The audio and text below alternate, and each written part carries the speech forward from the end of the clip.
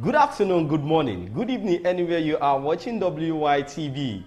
You know, it's Thursday, and when you see Don J here, you already know it's time for Let's Talk. And this is where we talk. We don't just talk, we talk to educate, to inform, to let you know what's up around town. And you know, probably all Muslims all around the world, it's time for Ramadan. And how is fasting in your area? How is it going? Hope you are fasting, because some of you say you are fasting. You will eat in the morning, you will eat the sari, and maybe around 12, you now go to the corner of your working place to drink one bottle of water. You are not fasting, no. Some people say they are tying the fast, so they will lose it when it's time for breaking of fast in the evening. Well, anyhow it is, because I learned, and it's not only Muslim that is doing the fasting, even the Christians are on Lent this time around. So the fasting is just is double fasting for everybody. And this is the time you need to sit right and talk to God on what you want God to do to you and to do for your family and every other person that you wish well.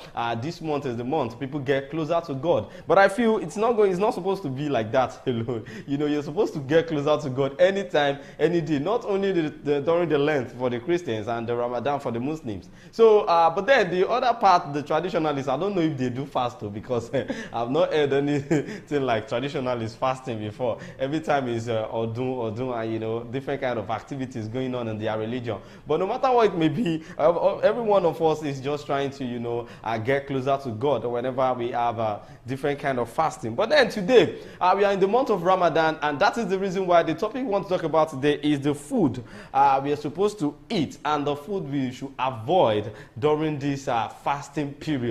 So, you know, on Wisdom Yard Television, your health is our priority. You know, when your health status is on point, like when you are healthy, you are able to do things the way you can. So, I'll be starting with what we are supposed to eat. You know, that time that you eat in the morning, talking about your sahur. Yeah, in Islam they call it sahur, but in Yoruba they call it sari. Yes, but that thing that you eat is sari in the morning. So in the morning it's called pre-dawn meal. Yes, it should be awesome and sustaining to help you have good energy levels throughout the day. So you need to eat something that will give you energy throughout the day. So you need complex carbohydrates. So what do I mean by complex carbohydrates? Foods like oats, whole wheat bread, and brown rice. Yes, oats, brown rice. Yes, wheat bread is good for you in the sahur, in the pre-dawn meal when it comes to sari. Those are the foods that you're supposed to be taking. And brown rice release energy slowly throughout the day, keeping you full. Like the energy will be there till the time you are going to break the fast. Then another one is high fiber foods. Yes, you need high fiber foods like fruits, vegetables, and all grains improve digestion and keep you feeling full longer. So when you take fruits and vegetables, for example, you want to eat in the morning in the pre-dawn sari, then you can actually have your wheat, then with your vegetable soup, you eat it together, and it will give you more strength throughout the day till you eat in the breaking of the fast. Then another thing you need in the morning, that is your sari, is proteins. Yes, you need proteins. Incorporate eggs, cheese, yogurt, or lean meat to repair the build tissues and maintain muscles mass. So you need meat, you need cheese, you need much of eggs. Yes, when you are eating your sahur, so you need those foods to keep to make you have tissues in your muscles, and to keep you strong too. Then another thing is hydration. Yes, that's very important, because you know, fasting, everything about fasting is hydration, because your body will be dry, your throat will be dry, everything in you will be dry, because after eating in the morning, you come back to eat in the evening. So for you to, when you want to eat in the morning, that your pre-dawn meal, this sari, make sure you're taking plenty water. So you drink plenty water to stay hydrated. Because if you don't drink water in the morning, it is hard though. It will be very hard for you. That's why you see people around 12, 1 o'clock, they say, I was eating bomio, I was eating shaking, I was doing me like this. It's because you didn't take much water when you are eating in the pre-dawn, when you are eating your pre-dawn meal. Then another thing is consuming water-rich foods like cucumbers, watermelons, and strawberries can also help. So after you eat your wheat and all other things, or before you eat them, you can as well take watermelons, cucumbers, and strawberries. So it can help you with water throughout the day before you break your fast. So it is important you have those things on your table. If you know you don't have it, drink more water. Water is essential, very important. So you need more water while you are eating your pre-dawn meal. So and for breaking of your fast, These are the things you need to be eating when you want to break your fast. And Muslims calls it iftar. And for the Christians, you can break your fast anytime too. It depends on the time you are breaking your fast. Some people said they break around 12. Some said 3, some 6, and some, they call it biri biri. Like 3 days, they will fast and they will not eat anything. I give kudos to you guys. You're really trying. And I pray God answer all our prayers. But anytime you're breaking your fast, you should be careful of what you are going to eat, because you've lost a lot of energies, lot of waters from your body, and you need to get hydrated. So to break your fast, the meal to break your fast should replenish your energy without causing discomfort or weight gain. Sometimes if you fast, when you are about to eat, you'll be feeling like, I must eat much food. But when you take too much of water during the time you want to break, you will feel like you don't even have the appetite to eat again, because the water will have filled your stomach. But then, the first thing to take when you want to break your fast is dates and water. Now, what do I mean by dates? Tradition and nutrition both recommend breaking your fast with dates and water, providing a quick energy boost and hydration. There's something they call dabidun. That's that date that is being sent from, they said, the Saudi Arabia that do, import it to Nigeria. But no matter how it is date. You can take fruit, you can take watermelon, you can take pawpaw, you can take orange, you can take different any kind of fruits you can take, and water. Little bit of water. That's the first thing you should take when you want to break your fast. Then another thing is soups. Yes, you need soup when you are breaking fast. Some people, most especially in Nigeria, what they prefer is cocoa and moi moi. Fine, cocoa too is okay, but don't take it too much, because if you take it too much, it will make you'll be feeling heavy. You'll be feeling heavy. So it's until when you finish praying or before you sleep, you'll be feeling uncomfortable. Like within yourself, you know that you are not comfortable with what you've eaten. Then soups like nutrient-rich soups, like catfish pepper soup. Yes, if you take catfish pepper soup to break your fast, it's very, very okay for your body. Then another thing is chicken pepper soup. Yes. It can make you feel hydrated when you take chicken pepper soup, And people will say, this Idonje is talking about food that odogus can take. No, it's not until when you become odogu. You can try it, like if you try it today, chicken pepper soup today. If you don't have the money or you are not able to get it, you can give it like 4 days after. Then you take another chicken pepper soup or catfish pepper soup. Then another thing is it provides gentle way to reintroduce food to your stomach. All the soup and fruits, they will reintroduce food to your stomach. Like after eating the catfish pepper soup, you will feel like you want to eat more. You want to eat much food. You understand? So that's when you can bring in your rice or your cocoa or your akamu or your pap, anything that you want to eat, or your moi moi.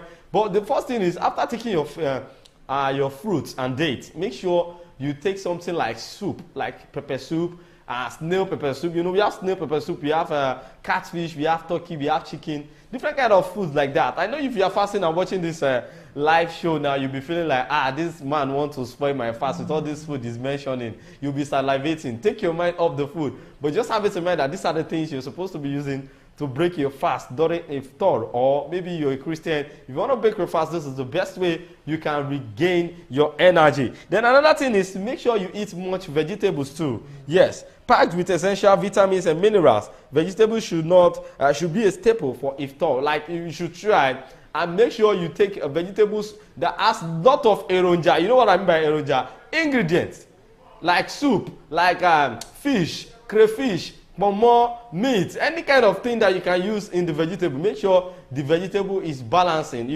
What they call a yes, you need it for your iftar when you are breaking your fast too. It's very important. Then another thing is lean protein. You need much of fish, chicken, or beef. It provides essential proteins without overburdening the digestive system. So you need fish, meat, yes, and chicken for you to have a good digestive system. Then these are the things that you need to avoid on Ramadan. Yes. But before then, let's go on a short commercial break. Then when we're back, Nokpa Abbas is the sponsor for this show, and you can actually take Nokpa too after your iftar, so as to flush your body system for you to be able to eat your sari very well in the morning. So let's go on a short commercial break to see what Nokpa has for us there. Stay tuned. Don't go nowhere. Sweetheart.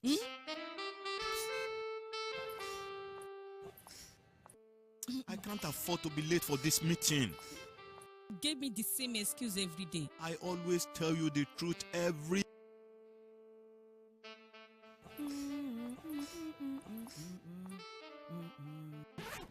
You know I will never disappoint you.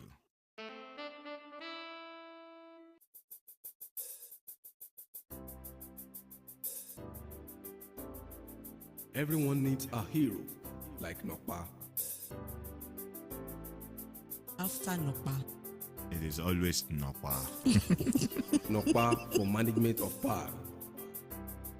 Welcome back to Let's Talk on WYTV. My name is Ahmed Abbas Olatunji. For those of you that are just joining the show, yes, sit on Jane. You already know. All right, we're still on the food that you need to avoid this period, most especially for every one of us that is fasting, be it Christian or Muslim. These are the food you need to avoid when you want to start your fasting or when you want to break. So for the morning, for the pre-dawn meal, the morning food that Muslims call sari, yes, you should avoid food that can cause hydration or feel heavy in your stomach for a long period of time throughout the day. You know, you should avoid heavy foods, yes, in the morning. For example, high sodium foods. Yeah, these are foods that are salty. Yes, salty food can increase thirst during the fasting period. When you eat food that has much of salt, it will be making you to feel tasty. And you know you are fasting, you cannot drink. You understand? So you should avoid food that has much salt during this time. Most especially in the morning when you want to eat your pre-dawn meal that Muslims call sari. Then high sugar foods. Avoid high sugar foods. Yes, sugar cereals or pastries can lead to energy spikes followed by crashes. So it will be making your throat, it will be causing longer throat. Like you want more. You want to, if you are eating something sugary during the time you are eating your sahur or you are eating your sari or you want to eat in the morning to start your fasting. So you should avoid high sugar foods. Then another thing you should avoid is caffeinated beverages. Yes. Avoid drinking coffee or tea in the morning when you want to start your fasting, your predominant in the sari. Stop taking tea or coffee in sari. It is not allowed because it will give you longer throat. You'll be feeling like to drink or to eat more. You know, you'll feel hydration. It will lead to hydration and may affect your sleep cycle. So you should avoid caffeinated beverages. Then another thing is during iftar when you want to break your fast, these are the things you should avoid. You should not eat. For example, fried and greasy foods. Any fried food, maybe fried fish or fried chicken or anything fried, most especially plantain. People love to eat plantain during iftar when you want to break your fast. Avoid it because while tempting, they can cause indigestion and discomfort. They will just be there. They will not digest on time. So avoid it. Then another thing is heavily processed food, high in salt, sugar, and fat. Yes, for example, all this eba. You want to break your fast and not take eba. You know, if you take a bite, it will just be there, boom. In fact, you will not enjoy yourself because the food you are supposed to take is a light food that will just go like that. That will want you to eat more. Then when you see that you are filling up, then you leave it. You understand? So every food, heavily processed foods, high in salt and sugar and fat, they offer little nutritional value and can disrupt heavy diet. So avoid heavy food when you are breaking your fast. Then another thing, excessive sweets. Consuming a lot of sweets that can lead to quick spikes in blood, sugar levels, followed by rapid drops, which can be taxing on your body. So you should avoid something sweet when you are breaking your fast. Once you take a little date, or maybe let's say you want to take your pap, your cocoa, avoid plenty of sugar. Just apply small sugar and milk. Even the milk you are taking, maybe condensed milk or powder milk, they've added little sugar to it before. So when you are putting powder milk or condensed milk in your pap or your custard or your ogi or whatever you're calling it in your language, akamu, yes, make sure you are not putting more sugar. You understand? There are some custards that they are doing now that both the sugar and milk are being joined when producing the custard. So avoid putting more sugar because of the sugar level in your body. Then additional tips for healthy Ramadan. Stay hydrated. That is, focus on drinking enough water between iftar and sahur to avoid dehydration. Yes, make sure you are drinking much water. When you are allowed to drink or eat, make sure you take much water. It's very important. Then moderate portion sizes. Eating in moderation helps prevent overeating and maintains a balanced diet. Because you don't want fasting to do you bad. in the afternoon, you now take one bath of eba, only you now face it and eat it in sari. It's not done like that. That does not make it happen like you are not going to feel the fasting when the afternoon comes. So you should be able to eat something moderated that you feel okay. Once you eat it, you are okay, then you leave it. It's not until when you eat much before you feel you are not going to feel the fasting and lie. If fasting go do you bad, it go still do you bad. So avoid eating too much of food during your iftar and when you are breaking your fast. During your sahur rather. Then another thing is stay active. Yes, stay active in Ramadan. Engage in light to moderate physical activities such as walking on or stretching to keep your body healthy and energetic. Before you are fasting, because you are fasting now, you now believe that if you are stressing yourself, maybe you are taking a walk or you are talking or you are doing all sorts of things like energetic stuffs, it will make fasting to do you bad. No, you should take your time to stand up from where you are sitting, at least stretch yourself, move around, take a walk. Before you know it, time has reached to break your fast. Don't sit in a place and feeling like, okay, if I sit in one place and watching TV or talking with my friends, that will make a fasting not to do me bad, then I will be able to break when the time comes. You should take your time to go out, stretch yourself, and make sure you are healthy and strong. So these are the tips I want to give you guys for Ramadan today. And for those of you that is fasting on the Christian side, make sure you follow these tips. Don't feel like, okay, because it is a Christian fast, it is our fufu, it is this, you're now drinking water inside coconuts. That is not it. You make sure you eat something healthy that will keep you stronger even before and after the fasting period. My name is Ahmed Abbas Olatunji, but you can call me Sidonje. Thank you so much for being our sponsor, talking about Nokpa Abbas that produce Nokpa Abba Bitter, Abba Flusher, Abba Cool, Abba Powder. Every other product that is coming out of Wisdom Yard Nigeria Limited is on point. Yes, that's what I said, is on point. Try it and you will get to know what I'm talking about. And don't forget that most especially this fasting period, you need Nokpa, because after eating your iftar, you can take Nokpa, or when you want to eat your sadi, you can take Nokpa. It doesn't have anything to do with you. But don't take Nokpa in the afternoon while fasting. Don't say because of it is medicine, it's not food. No, if you take it, your fasting don't go with that. All right, we'll see you again next time on Let's Talk. Be good and enjoy the rest of your day. Bye for now.